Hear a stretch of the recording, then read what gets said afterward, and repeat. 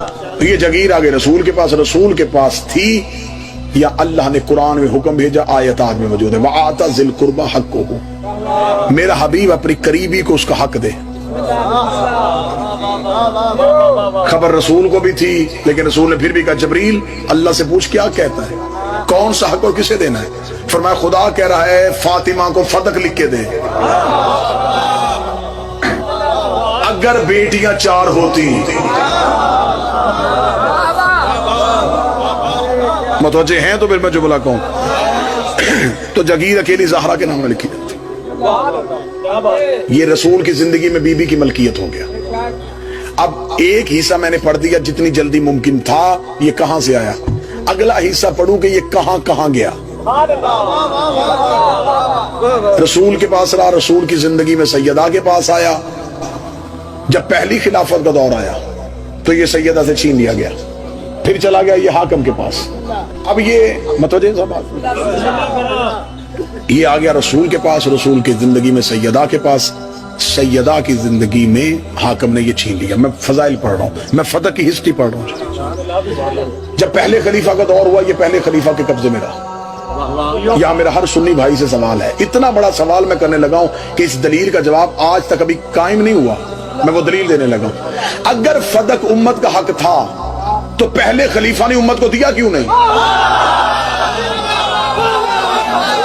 مولا حسین دے دیتا نا۔ زہرا سے تو یہی کہہ کے لیا گیا تھا کہ امت کا ہے، تو امت کو کیوں نہیں دیا؟ اس نے اپنے قبضے میں کیوں رکھا؟ اگر آپ کہیں کہ امت کو دیا تھا تو مجھے کسی تاریخ سے ثابت کرو کہ جگیر فدق میں سے کوئی حصہ امت کو گیا۔ پہلے خلیفہ کا دور پہلے خلیفہ کے قبضے میں رہا، دوسرے خلیفہ کا دور دوسرے خلیفہ کے قبضے میں رہا، تیسرے خلیفہ کا دور آیا اس کے قبضے میں رہا۔ تیسرا خلیفہ جاتا ہوا اپنے دماد مروان کو دے کے چلا گیا، وہ مروان جسے رسول نے مدینے سے نکالا تھا۔ اب اس کے بعد اگلا سوال انتہائی اہم سوال جو آج کل آپ پہ بہت زیادہ ہوگا، جب آپ بی بی کے حق کی بات کریں گے تو سب سے ایک سوال ہے جو مولویوں نے بچوں کو رٹایا ہوا ہے، میں اس سوال کو ہمیشہ کے لیے دفن کرنے لگا ہوں۔ میں اپنی قوم کے بچوں کو جواب دینے لگا اور وہ سوال ہمیشہ کے لیے دفن کرنے لگا ہوں۔ سوال یہ ہوا کہ اچھا ٹھیک ہے جی حاکم نے چھین لیا، تو جب علی حکومت میں آئے تھے تو مولا علی نے اس فتح کا کیا کیا؟ مولا علی کا دور تھا، مولا علی حاکم تھے، مولا زہرا کو واپس کر دیتے، علی نے واپس کیوں نہیں کیا؟ یہ وہ سوال ہے جس کے بعد میری قوم کے بچے خاموش ہیں، کیونکہ آپ نے لینا ہوتا ہے جواب ممبر سے، ممبر سے دیا نہیں گیا۔ میں پوری جرت کے ساتھ ان کیمروں کی موجودگی میں اس کا جواب دینے لگا۔ زندگی مجھے وہی چاہیے جو زہرا کی وکالت میں گزرے۔ میں اس سانس پہ لعنت کرتا ہوں جس سانس میں مخدومہ کے حق پہ پردہ ڈالا جا سکتا۔